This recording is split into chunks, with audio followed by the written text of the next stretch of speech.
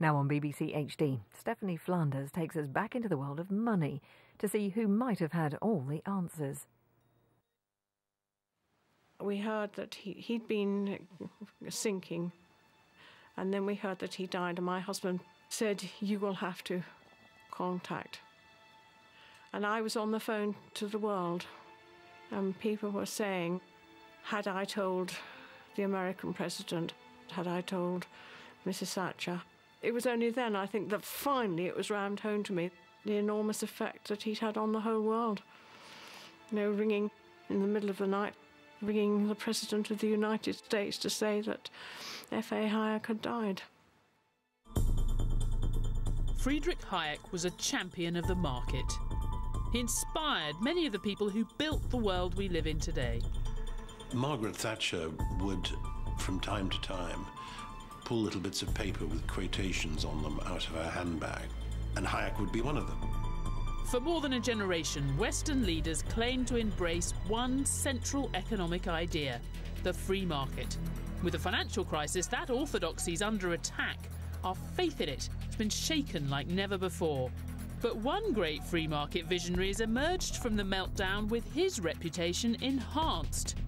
There might never be a better time to listen to Friedrich Hayek. I see right now, this moment in history, as a time where Hayek's ideas deserve a shot. Of all the big pro-market thinkers, Hayek was by far the most radical. He believed the market should be freer than any government has ever dared to allow it to be. In the world, according to Hayek, politicians should step back from trying to manage capitalism's ups and downs. They should simply set it free. There's no doubt that he's a significant thinker, though there's major controversy about every area of his thought. In this series, I'll reveal the stories of the lives and revolutionary thinking of three extraordinary men: John Maynard Keynes, Karl Marx, and Friedrich Hayek. They all saw their worlds changing as never before, becoming ever more complex and interconnected. The fate of entire nations now hung on the power of money, and they had very different ideas about what to do. Even in the middle of an economic meltdown, Hayek's advice to governments was to step back and do nothing. Meddling would only make things worse. It's not what anyone has ever wanted to hear, but today they've tried all the usual tricks for fixing the economy. Is it time, finally, to take Hayek's advice instead?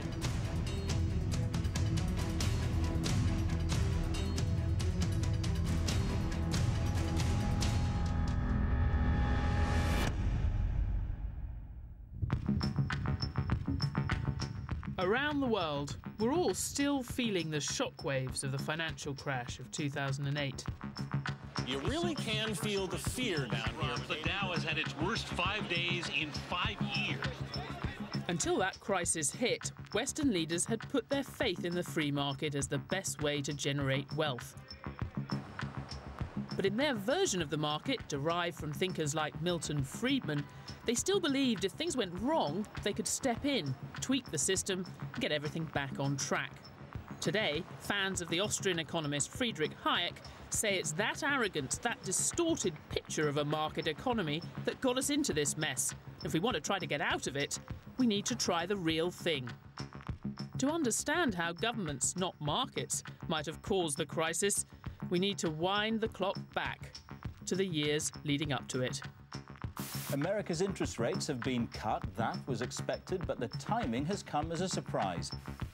It's January 2001, and America's central bank, the Federal Reserve, has cut interest rates because it's worried the US economy is slowing down. Now, it cut interest rates for the same reason central banks always do, to make it cheaper for companies and households to borrow and seek out profitable investments. The president was pleased, as you might imagine. This is the kind of thing presidents expect central banks to do, to avoid economic trouble.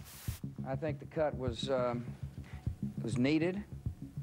It was a strong statement that measures must be taken to make sure our economy does not go into a tailspin.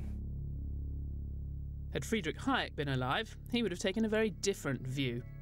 Far from avoiding trouble, Hayek would have seen the Federal Reserve's decision to cut interest rates as sowing the seeds of today's financial crisis. In fact, Hayek believed almost any government intervention in the market, like propping up failing businesses, setting trade tariffs, or manipulating interest rates, risked disaster. In the years after 2001, the Federal Reserve carried on cutting interest rates, helping to fuel a property boom that ultimately couldn't be sustained. Early in 2007, America's housing bubble burst and the global financial crisis began, just as Hayek might have predicted. The conventional wisdom was that none of these events were foreseeable.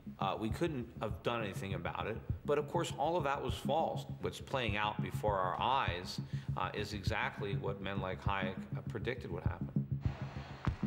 At first glance, the Hayek view of the crisis looks a bit familiar, but don't be fooled. You probably feel like you've heard this argument before, that the Federal Reserve partly caused the crisis by setting interest rates too low, encouraging everyone to borrow too much and generally do silly things. But the argument of Hayek and his followers actually runs deeper than that. It's not just that they got their sums wrong and they didn't set the right interest rate. It's that they shouldn't have been in the business of setting interest rates at all. It's this radical rejection of the state's role in regulating the market that sets Hayek apart from other free market thinkers. He believed the market would do a far better job regulating itself if only governments would just leave it alone. Free market did not set interest rates at 1% under Greenspan. That's the government that is doing that. That is price fixing. It's kind of the way the old Soviet Union used to fix the price of bread or gasoline. The US government fixes interest rates the same way. We need the market to set interest rates, not the government. And if the market set interest rates, they would have been much higher. And we wouldn't have had these problems. Hayek's belief in the positive power of the unbridled free market stems from his childhood in Austria. He was born in Vienna in 1899. Then the city was packed full of intellectuals like Freud and Wittgenstein, many of whom Hayek came to know. These family photographs have not been widely seen. Growing up, he had a keen desire to make sense of the modern world taking shape around him. I must have been 13 or 14 when I began pestering all the priests I knew to explain to me what they meant by the word God. And none of them could. That was the end for me of it. Hayek grew up in a family of scientists. Like many other intellectuals in Vienna at that time, they liked to think they were on a grand quest to unwrap the secrets of the universe. The young Hayek was especially influenced by his father, a doctor and enthusiastic botanist. Hayek started off like his dad, obsessively collecting plant and insect samples, really into the development of species. By the time he was 16, he was more interested in people, the development of whole societies, not plants. But Darwin's theory of evolution stuck in his head. Since the 18th century Enlightenment, science had unlocked many of the puzzles of the universe, including the origins of life itself. As Hayek grew up, he was drawn to what he saw as the last frontier, the mysterious workings of the economy in all its growing complexity and power. In Darwin's theory of evolution, he thought he saw what a new science of the economy might look like. Physics, which allows often for precise predictions in terms of planetary motion and eclipses, is not a good model for understanding how social phenomena work. I think that was the basis of his attraction to evolutionary theory. He wanted to establish that you could be a science, even if you don't make precise predictions, even if you don't have the sort of control that many of his opponents said, well, if we're a science, we should be able to engineer society the way an engineer builds a bridge. Darwin's theory of evolution also helped forge Hayek's vision of capitalism itself. He came to believe the global market had evolved over the course of human history, emerging as a kind of natural wonder, driving civilization forward.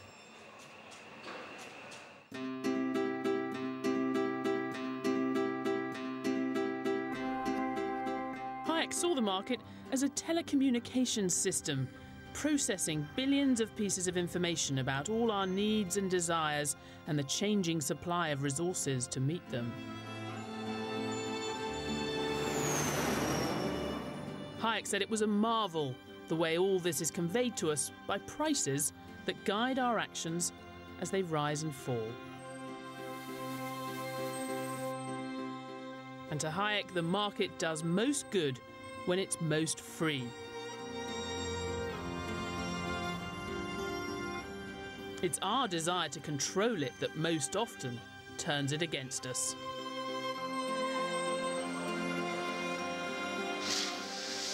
Hayek thought meddling by government could make it harder for the market to do its job by distorting the signals it was sending to buyers and sellers. And the meddling involved in the government's control of the supply of money, Hayek decided, could be most damaging of all.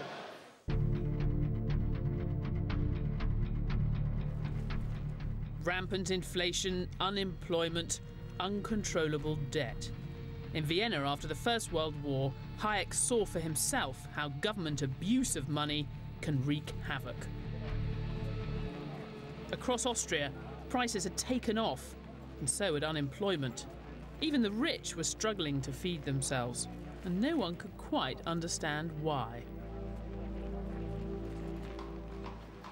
At the height of the crisis, if you walk down this street any time of day or night, you could hear a kind of relentless, heavy rumbling sound.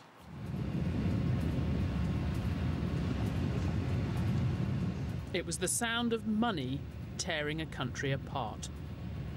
This building housed the Austro-Hungarian Bank and its printing presses that were rolling night and day, churning out millions of new banknotes.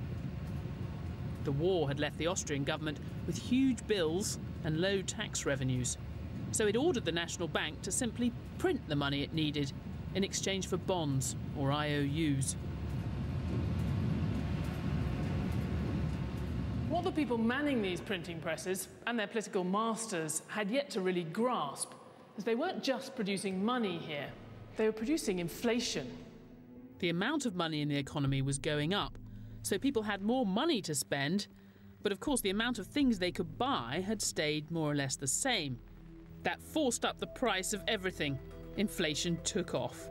In fact, the situation got so bad in Austria, the inflation rate hit 10,000%.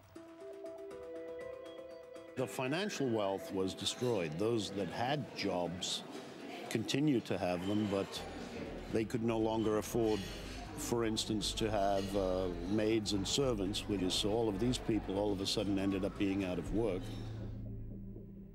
With their economy going up in smoke, Austria's central bankers tried to fight fire with fire.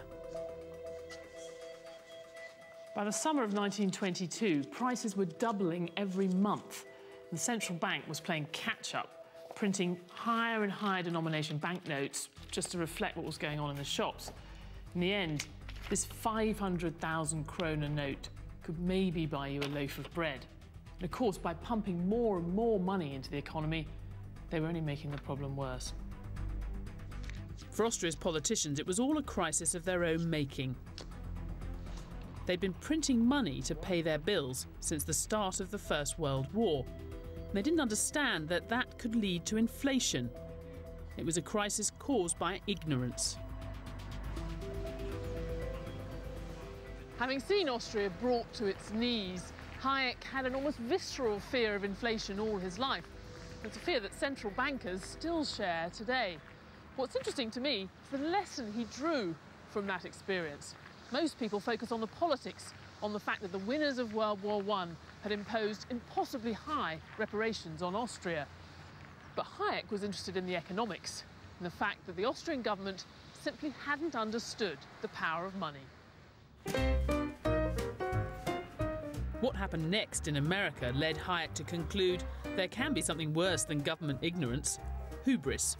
He thought that entire period showed the calamity that can come when governments try to use the power of money to shape the economy. In America in the 1920s, the greatest boom the world had ever seen was taking off. Consumers couldn't get enough of new products like cars, telephones, and record players. The stock market rose higher and higher. As the Roaring '20s wore on, the finest economic minds in America came to believe the boom would never end.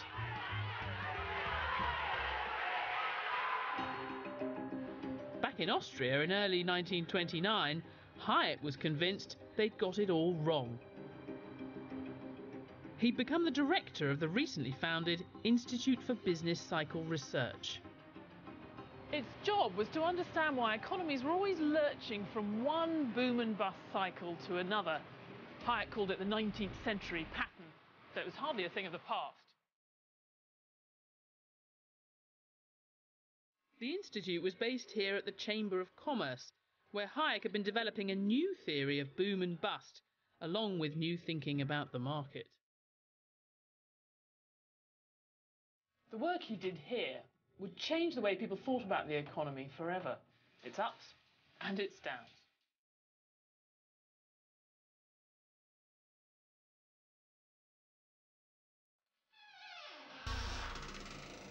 To many, the downs were unpredictable, a kind of force of nature that might destroy an economy without warning. Hayek had been working on a new idea, that the seeds of busts were sown during booms. Because the world had become increasingly interconnected, Hayek had been studying the American boom to help him forecast what would happen to the Austrian economy. He had to produce these monthly reports on the state of the European economy. Most of it's pretty dry stuff. It's things like paper production or that month's steel exports. But he is credited with making a rather striking prediction in early 1929, because he thought the American stock market boom would end in a few months' time. He was right. In October 1929, Wall Street fell off a cliff, and the 20s roared to an anguished end.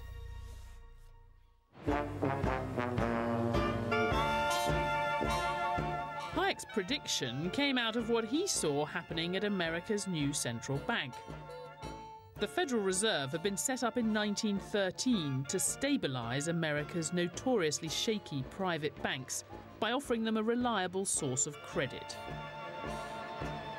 Hayek's big idea was that the great ups and downs in the economy nearly all started in buildings like this one. It was the cost of borrowing, the interest rate, set by central banks like the New York Federal Reserve, that caused unsustainable booms to develop and caused the inevitable busts. In the 1920s, the governor of the New York Federal Reserve had a revolutionary idea. Benjamin Strong thought he could use the bank's power to set interest rates to influence what was happening in the economy. In many ways, that idea of using interest rates marked the start of modern monetary policy. Strong began buying government debt on the open market, which did have the effect of raising the amount of money in the economy. But unlike Austria's hapless central bankers, Strong had a strategy. The difference with Austria was that the Fed wasn't buying treasury bonds to help the government pay its bills, it was doing it to get money into the market and keep interest rates low. The central bank wanted to encourage everyone, individuals and households, to borrow more from the banks. It worked. Steel up, utilities up, motors up, radio way up, everything up, up, up. Strong's intervention really paved the way for the financial system we have today. Thanks to all that credit he created, the stock market rose higher and higher. With loans so cheap, many borrowed money to buy shares. Others invested heavily in property. The Federal Reserve hoped its intervention would keep the boom going indefinitely. But Hayek believes Strong's policy was sowing the seeds of an eventual bust. The way Hayek saw it, the low cost of borrowing was sending the wrong signal to investors here and to businesses around the country. The low interest rate told them that America was saving more, that there was lots of spare cash sitting in bank accounts ready to be lent on and invested.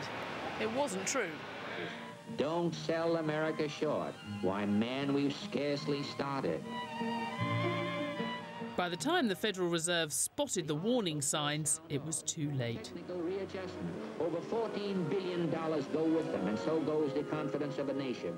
Wall Street lays in there. The crash came when interest rates rose and investors started to realise the banks didn't have money to back all those investments after all. At one point, they had to close the visitors' gallery because there were too many members of the public up here wailing and crying as they watched their life savings go up in smoke. The jazz age is over, all over. To Hayek, the lesson was clear.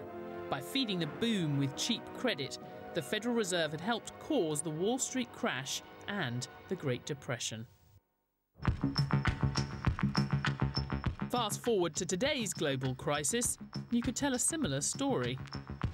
We certainly saw a lot of cheap credit in Britain and America in the decade before the crash, which did help fuel unsustainable property booms. Northern Rock was one of many financial institutions taking ever greater risks in its lending. When it got into trouble in 2007, panicked savers rushed to withdraw their cash, the first run on a British bank since 1866. It was a sign of the disaster to come. If things hadn't come to a crash in 2007, 2008, maybe with the corrective medicine, you could have managed the situation back down again through, interest rate monetary policy. As it was, the banking system, which was massively exposed to this, reached a situation where suddenly people realised what had happened, they lost confidence in each other, and the entire edifice came crashing down. Today's central banks have computer models of the economy light years ahead of anything dreamt up by Benjamin Strong.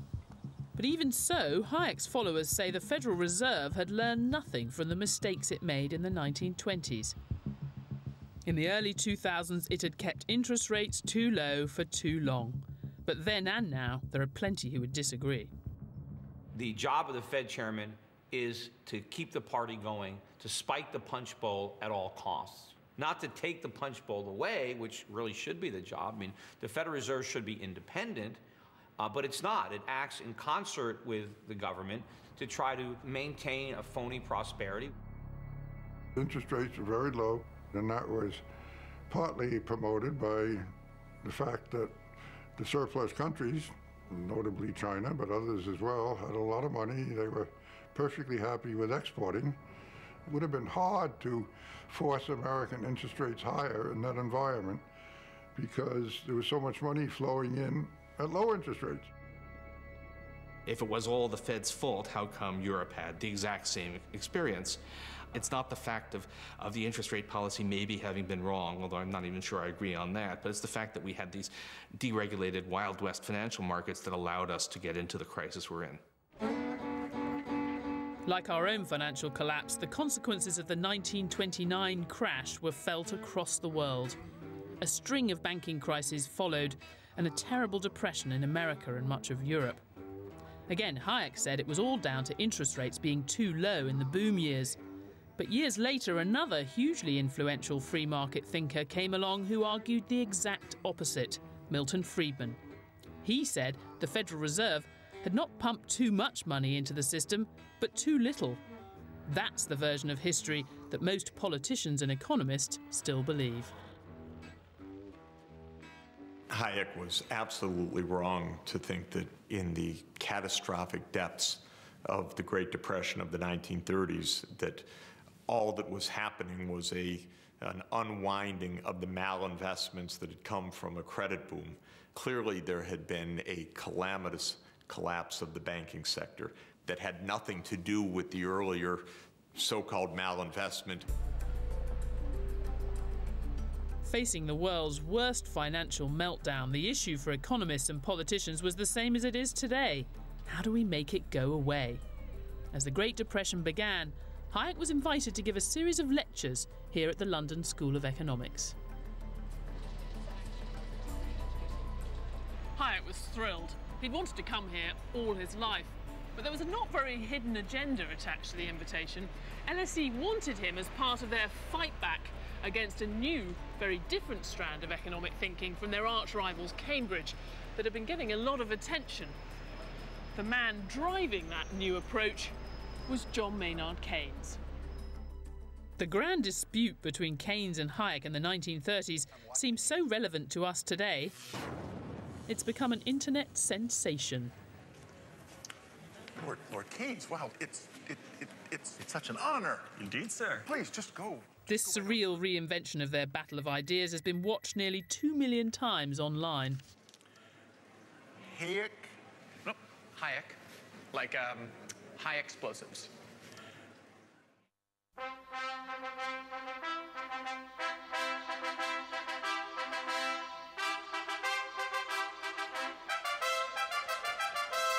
Hayek's opponent, Keynes, was a heavyweight thinker, the seemingly unstoppable new force in economics. The clash felt a bit like David and Goliath. Keynes had two brains. It was said of him that he caused more inferiority complexes with justification than anyone else in his generation. Hayek was not known. He was 16 years younger than Keynes. They fell out with each other on first meeting and continued to fight for the rest of their lives. As the Depression deepened, the stakes could not have been higher. Hayek began with some awkward jabs. Drawing in rather confused diagrams on a blackboard behind him, he described what he called fluctuations, which were how the market changed from day to day to day over time, and how, if you started interfering with it, how things would go wrong pretty quickly. The big economic argument that started here in this room in 1931 is still going on today. If an economy gets into trouble, should the government step in and try and fix it? Keynes was saying yes. Hayek stood up there and said no. For once, it really was that simple. For Keynes, it was a moral problem. The fact was there were people unemployed, and therefore they should be put back to work. And it didn't really matter how you did it. For Hayek, it was a different thing. Hayek concluded that we really didn't know enough about economics, and that any attempt by people like Keynes to start fiddling around with it would only end up with unintended consequences. And those unintended consequences, according to Hayek, could be even worse than the problems that were solved. The bitter argument between Hayek and Keynes embodies a fault line in economics that exists to this day. It's one of the great academic disputes in the history of intellectual thought. It set the tone, really, for the difference between left and right today, between those who want to intervene in the economy and those who would prefer to leave the economy alone. It was one of the most important intellectual battles of the 20th century, and at the time, it was pretty clear who won: Keynes. In 1933, as the Depression showed no sign of ending, President Roosevelt instigated a massive public spending program that looked very Keynesian. Under the New Deal, all kinds of new infrastructure was built across America, like this elevated railway in the heart of New York. The New Deal's gone down in history as the first time a country seriously tried to spend its way out of recession. But even at the time, Hayek thought that was a mistake. He thought what the economy needed was a period of cleansing. Get past all that bad investment from the boom, get rid of all the weak businesses, let the fittest survive. Hayek saw the New Deal as an artificial stimulant preventing the market naturally healing its damaged ecosystem. Rather than stepping in, government should step back and let the recession do its job. Hayek thought that the recession was the return to normalcy, that the boom was caused by bad policy, but once the recession started, that was the return of the economy to normalcy. It would involve liquidation of certain projects that had been started that were not sustainable. But in the depths of capitalism's worst ever crisis, Hayek's tough message was too much for most politicians to swallow. He was ignored. Going back and forth for a century, I want to steer markets. I want them set free. There's a boom and bust cycle and good reason to fear it. Play low interest rates. It's the animal spirit. Keynes's message, rhetorically, is a hopeful message in the sense that it says we, and we being the government, can do something proactive about this. The Hayekian view doesn't offer that sort of policy, doesn't offer that option.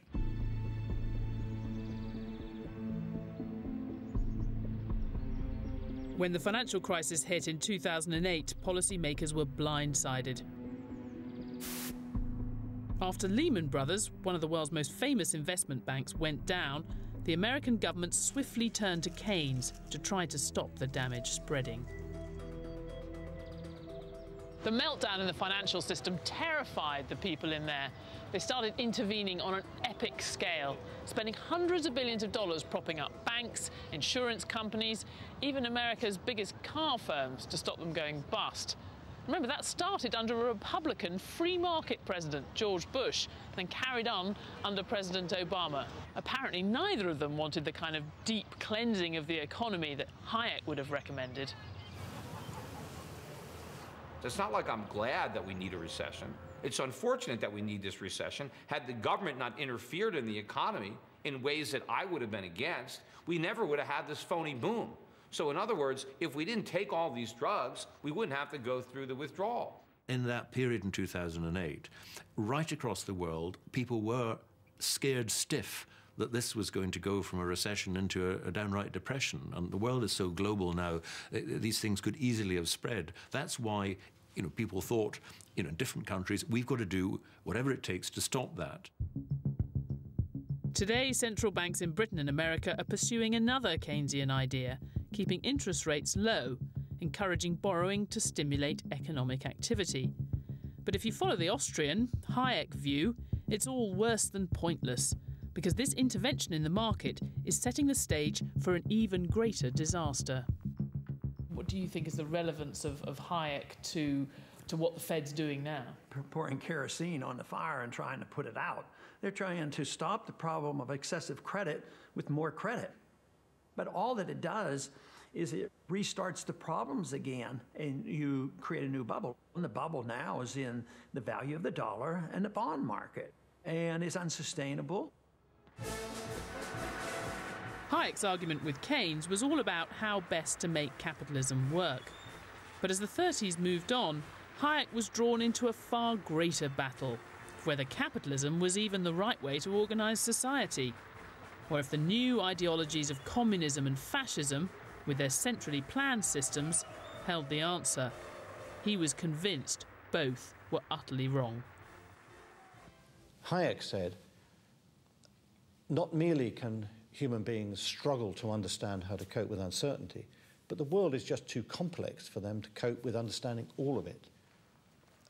A market system conveys so much information that makes it feasible. Central planning will fail under the weight of the impossibility of understanding the complexity of the economy. That is Hayek's most important insight, and if people had listened to that, they would never have been so worried about the threat from communism as they were, because central planning failed under the weight of its own inconsistency. Hayek had seen the economic costs of central planning, but World War II made him focus on the political implications. Of course, he didn't want the Allies to lose the war, but seeing how the war effort was changing the economy made him worry about what would happen if they won. He didn't want to defeat the Nazis and then find we'd handed our freedom to an army of bureaucrats instead. When the Second World War began, the British government took control of the economy to harness its power for the war effort. Hayek worried they would never let go. There's a lot of enthusiasm, especially among socialists, to continue the planning that had taken place during World War II after the war was over. A government inspector checks that the measurements are 90 inches long and 60 wide, and that the weight is 4.5 pounds. As men from the ministry dictated how many blankets each blanket factory produced, Hayek began writing a book attacking the government's control of the economy. It would help change the course of the 20th century and start a political battle that runs to this day. And there is a handwritten copy by my father-in-law in an ordinary child's exercise book of The Road to Serfdom. he has written on it, this is about the third or fourth draft from a longer typescript, later destroyed by mistake. And so that is the draft that survived of The Road to Serfdom. In The Road to Serfdom, Hayek makes a moral argument that government attempts to control the economy ultimately enslave its people. When we give more and more power to the state, gradually there is an erosion of first economic freedom and then ultimately political freedom.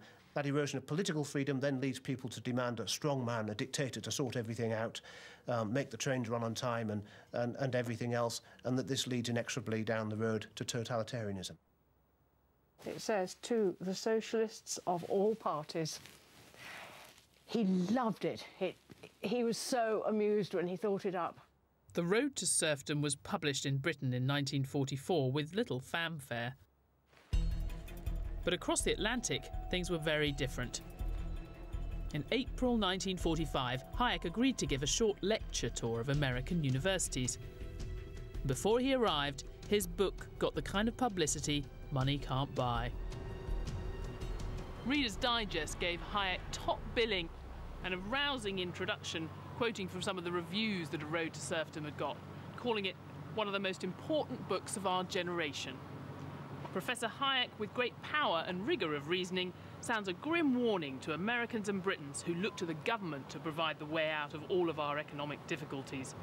And it should have the widest possible audience. And that's exactly what the book got. Reader's Digest had more than 8 million subscribers. Hayek's warning about the dangers of big government struck a chord with many Americans. The Road to Serfdom really fitted in with notions of American individualism and the sense that anybody can become a millionaire if only they were to work hard enough, and an anxiety which came right from the Founding Fathers about whether the federal government should take too much power from the states. After the war, the size and reach of government did grow across the Western world with the rise of the welfare state. In Britain, much of the economy was even nationalised, taken over by the state. Reading Hayek gave a kind of explanation of why what had gone wrong was going wrong. Hayek gave an alternative vision, which seemed to me to be very cogent. What it boiled down to was freedom within the rule of law. What he was read to say, and actually himself moved to say by the 1960s, was that moving to a social welfare society would eat away at the health of democracy.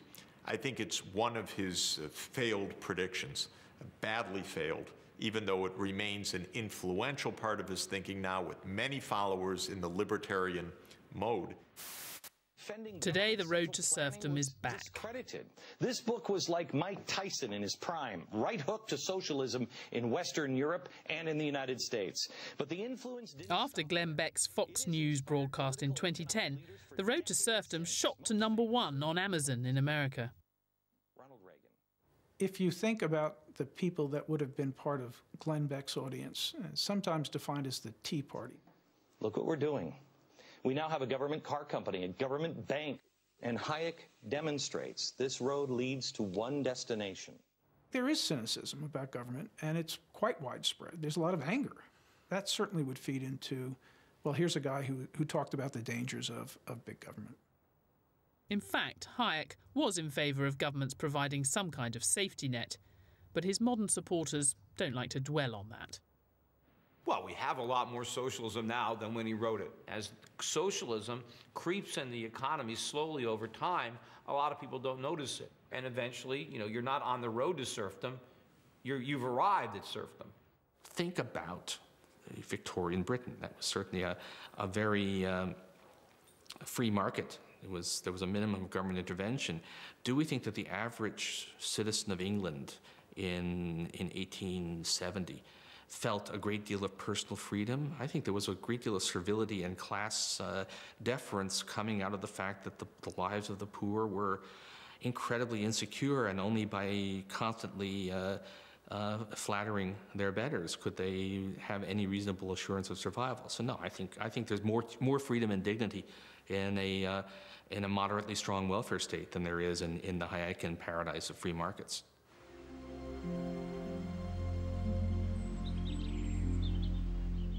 Despite the success of the road to serfdom, in the 1950s and 60s, Hayek found himself in the political wilderness. Governments across the Western world were enthusiastically embracing the ideas of Hayek's nemesis from the dark days of the 1930s, John Maynard Keynes. It became the new capitalist orthodoxy that governments could successfully manage their economies. The tide of history had turned against Hayek. He got very depressed. People weren't listening to him, they weren't reading his books. England seemed to be going left wing. He'd chosen to be British, and he looked from his views of an economist, and he could see everything going the wrong way. Then in 1974, Esker Hayek got a phone call out of the blue. It was the man who'd invited Hayek to the LSE 40 years earlier to do battle with Keynes. It was Lionel Robbins who rang me and said, "Are you sitting down?" I said, "Yes." And he said, he's been awarded a Nobel Prize in economics. And that was like being given a knighthood of the world. That's the Nobel citation. Stockholm, the 10th of December, 1974. Alfred Nobel, given to Friedrich von Hayek. His life started off completely again. He'd been depressed, he was coming up to retirement, and suddenly everything started. It was a new life. Absolutely, everything took off for him.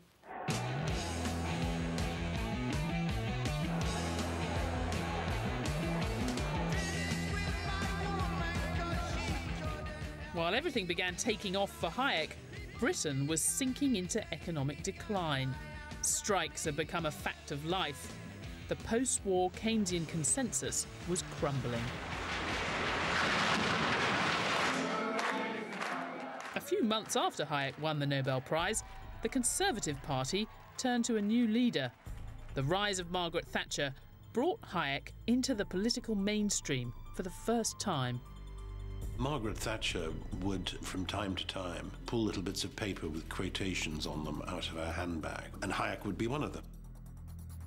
Hayek had spent most of the 20th century as a political outsider. Now he had the ear of the woman who would be Britain's next Prime Minister. I think it would be a great mistake to think of her as studying Hayek like a student would. It's more trying to get inspiration from Hayek and casting around, ransacking the minds of great men, of whom he was one of the most prominent, so that she could somehow get the gold. In 1979, Margaret Thatcher was swept to power, determined to build a new Britain. It was a bold change of direction that really did create the world we live in today. We did institute a radical change of policy direction, which has not really been reversed. It may have been muddied, but it hasn't been reversed. It does chime in with Hayek right back in the 1940s, saying that the path we're on at the moment is the road to serfdom, and we need to tread a very different path. In the language of the time, Mrs. Thatcher began rolling back the state. Government-owned industries were privatised, public spending and taxes were cut. There was a bonfire of state controls on the market, on prices, wages, dividends and foreign exchange. Britain was moving Hayek's way.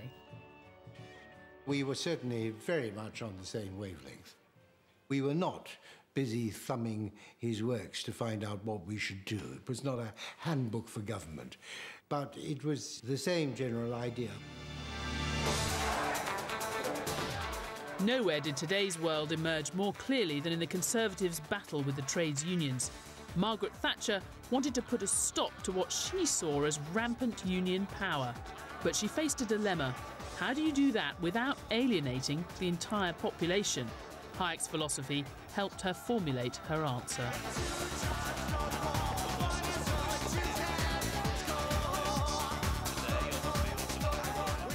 She wanted to frame the argument in terms of liberty. She didn't want to say, the workers are all dreadful, let's squash them. She wanted to say, the workers are being squashed by their leaders.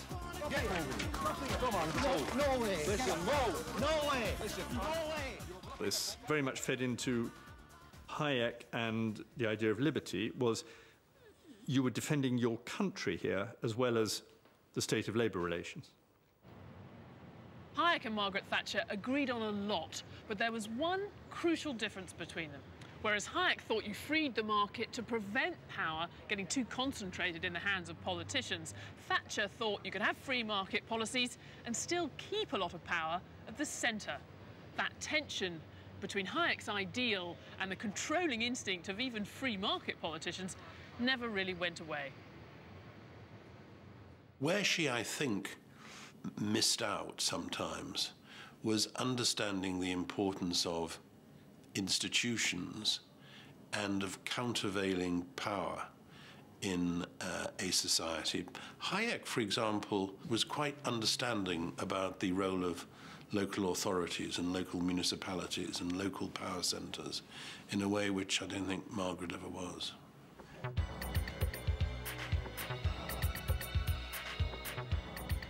Hayek's political influence reached its height in 1986, when Mrs. Thatcher's government swept away much of the regulation that had constrained the City of London. The Big Bang set the financial markets free, ushering in today's vast, interconnected global financial system. But it wasn't really the free market that Hayek wanted. Hayek's followers would say the deregulated financial system that came out of the 80s and 90s played a big role in the financial crisis because it was only ever half free. It was distorted by an implicit promise to all these financial institutions that if things went wrong, the government would come to the rescue. In the kind of capitalism we've had in the West since the 1980s, the financial institutions that triggered the recent crash were free to do anything, it seems, except fail. It was the too big to fail problem, that they knew that it was a question of heads I win, tails the taxpayer loses. And if that is the bet, you take the bet and you take it on a bigger and bigger and a bigger scale. So they knew pretty well that if they got the gamble wrong, governments couldn't allow them to fail, they'd have to be bailed out. That is what is wrong, and that is what has to be stopped. We certainly have discovered after the fact that banks are not allowed to fail. Was that actually a significant factor in the overlending? I don't think there's much evidence of that. Now the fact that big banks clearly will not be allowed to fail, and that is distorting our system. But I don't think that's the story of the crisis. I think that the crisis was one more about just a general failure to understand the risks. There's no doubt that in the last 30 years, politicians of all stripes have let market forces influence more and more parts of society. But they've drawn the line at Hayek's most revolutionary idea of turning money itself over to the market.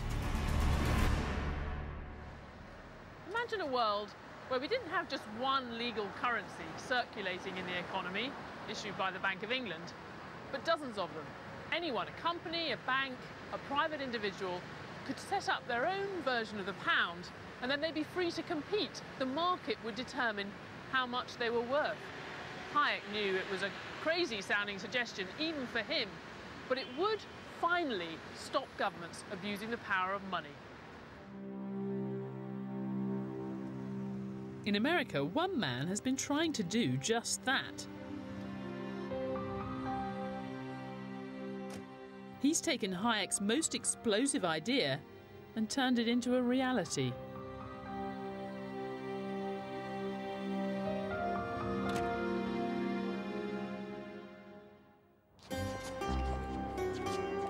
Bernard von Nothaus calls himself a monetary architect.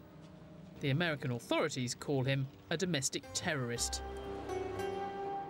For some, what's happened to von Nothaus shows just how seriously governments take any challenge to their monopoly over money. Economics is dry and boring, but money is exciting, money's sexy. You know, money's got pizzazz. It's about people and about dreams and about what we do, you know. Money is fantastic, and that's what I really connected with in terms of von Hayek, because what he said in here was about people taking control and people issuing their own money. Von Nothaus created his own currency, a silver coin called the Liberty Dollar, which anyone could buy. And many have. Thanks to him, coins worth anything up to $50 million have now been sent out into the US economy. And Hayek was a big inspiration. He says the problem is government money. It's always been government money because they abuse their power. They make money out of thin air. So he says what we should do is to abolish the central bank. The end of the Federal Reserve. That was fantastic. Ever since Benjamin Strong was running the New York Federal Reserve in the 1920s, central banks have used their control over the supply of money to try to manage the economy's ups and downs. But as we've seen, to Hayek and his fans, central banks are the cause of many of capitalism's problems, not the solution. And I don't argue for closing the Fed down in one day either. I want an audit of the Fed, and I want competition, Hayek's ideas of competition and money, and see who can win this argument. But for them to claim monopoly powers and prevent us from practicing private market economics is the real problem that we have. A lot of this is this utopian vision, the golden age when men were men and currency was free. The United States had a long period of no government monopoly on currency. We had that whole system of unregulated banks issuing competing currencies. That system was heavily prone to financial crises. So the idea, again, that competition is the answer is flying in the face of history. Perhaps, but the history of government efforts to control the market hasn't been so pretty either. For Hayek, what was really utopian was the belief that central banks, or anyone else for that matter, could ever be a match for the dizzying complexity of our modern economy. Hayek would say since they can't do it, they should just stop trying. We should stop having... Well, stop having any intervention in monetary policy, or stop having central banks if you go to the extreme. Well, that's dreaming, I think. Von Nothaus's own attempt to compete with the Federal Reserve eventually drew the attention of the American authorities. In 2007, the FBI moved in. I think they began to perceive us as a threat instead of a solution. The monetary architect behind the Liberty Dollar is talking about the U.S. government and why agents raided his Evansville World headquarters earlier this month. Von Nothaus was charged with counterfeiting U.S. currency. Giving evidence in this courthouse in North Carolina in 2011, he talked about Hayek.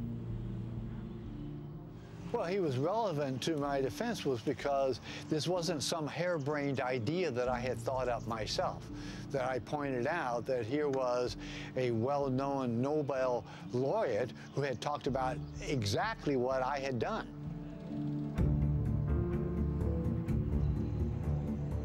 Bernard von Nothaus was found guilty and now faces up to 25 years in prison.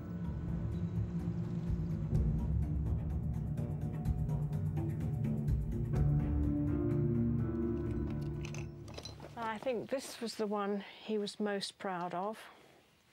Companion of Honour, presented by Queen Elizabeth II, Buckingham Palace, 1984. And he was absolutely thrilled when he got that. To Professor Dr. Towards the end of his life, Hayek was feted by everyone. He'd inspired politicians all over the world with his boundless belief in the power of the free market. And that is Catholic University, Caracas.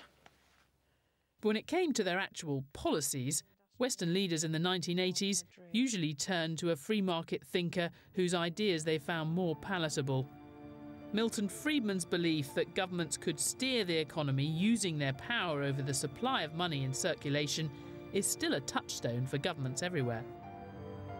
In that sense, Friedman, unlike Hayek, did offer politicians a way to champion the free market and hold on to the reins of power. Hayek's life spanned almost the entire 20th century, an era of unprecedented scientific progress. It's one small step for man, one giant leap for mankind. But also unprecedented economic disasters. Living in the shadow of both, Hayek came to see the great crises of capitalism as the result of politicians mistaking economics for a science. It was a century for taking on all the big questions. And the big question for economists was how they were going to tame this extraordinary modern economy. Keynes and Hayek both thought that would be incredibly difficult, dangerous even. But Keynes flattered governments with the idea that they could tilt the course of human history their way. It was Hayek who said they shouldn't even try. We might uncover the laws of the universe. We were never going to master the complexities of human nature.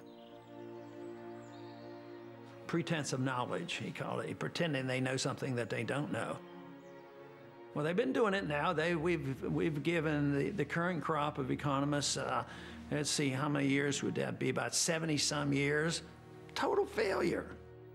Many of the computer models have been desperately misleading in pretending that we understand how the economy works. We don't. We can't forecast the economy. But we can try to think about the big questions. Can we get out of a deep slump? And I think by working with other countries, we can gradually find our way out of this. So you need the different insights together. But Hayek the moral of Hayek is avoid hubris in economic policy, just as we should avoid hubris in thinking that markets left to their own devices will lead us to nirvana. There's no doubt Hayek helped change the course of world history, shifting it decisively away from the state and towards the market. Oh! 10 Downing Street. The Prime Minister, 3rd of May 1989. Dear Professor Hayek, it is with the greatest pleasure that I send you my warm congratulations on the occasion of your 90th birthday. The leadership and inspiration that your work and thinking gave us were absolutely crucial, and we owe you a great debt. With every good wish, yours sincerely, Margaret Thatcher. But no government has ever dared to implement Hayek's vision of a market free from state intervention. And when capitalism faced its biggest test since the 1930s, politicians rushed to save the market from itself. In fact, the biggest debate in Britain today is not about whether the government's doing too much to prop up the economy, but whether it's doing enough. Today, Hayek's advice seems harder to take than ever. You've got the global economy still struggling to put the financial crisis behind it, if it is behind it, and Hayek would say government should just step back. Take a cool look at the historical record, dismantle most of the machinery they've constructed for guiding the economy, take a deep breath and let go. I don't see any government today ready to do that. I don't think I ever will. Next time, Karl Marx, the man who had the most radical solution of all to the problems of capitalism: get rid of it. The Open University's produced 6 one-minute animations to explain some of the key economic ideas that affect all of us. So if you want to learn how to spot an invisible hand or other secrets of economics, go to bbc.co.uk/Masters of Money and follow the link to the Open University.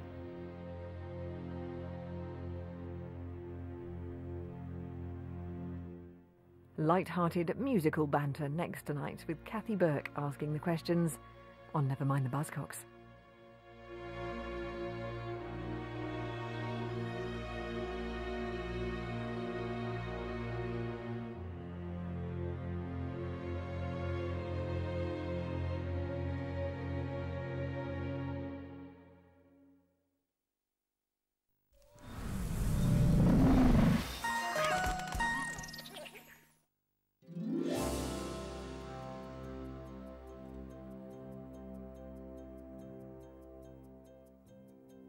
Good things Oh, what's happening? Look. come to those who bake. Gorgeous, beautiful cake. Thank you. Delicious.